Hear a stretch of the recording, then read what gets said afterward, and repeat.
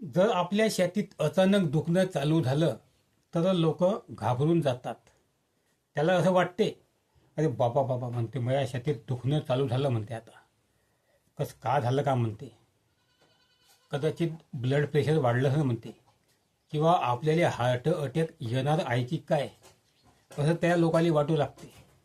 पण अजिबात घाबरून जाऊ नका, कारण ही लक्षणे जी आहे ही पित्ताची लक्षणे आहे.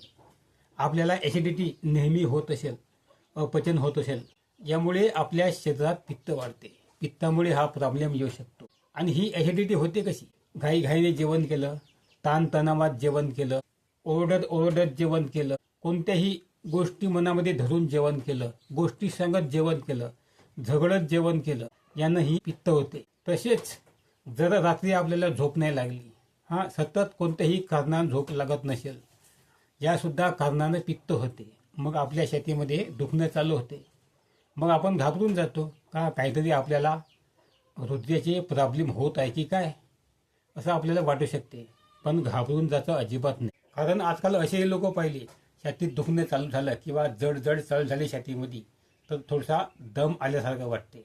मग ते लोक बीपीच्या गोळ्या घेते, कोणती तपासणी नाही करत, काही नाही करत, डायरेक्ट गोळ्या खाणे चालू करते. कारण तर त्याच्या घरामध्ये हिस्ट्री असते, त्यांचे आई वडील यांना बीपी असतो, त्यांनाही वाटते का आम्हाला सुद्धा बीपी झाला, मग ते डायरेक्ट गोळ्या घेतात. पण असं तुम्ही चुकीचं वागणूक सोडून द्या, कारण तर कोणतीही तपासणी न करता बीपीच्या गोळ्या घ्यायच्या आणि मग नंतर कोणतेही साईड इफेक्ट व्हायचे, असं होऊ देऊ नका. तर कृपया मी जे सांगतो ते तुम्ही करा.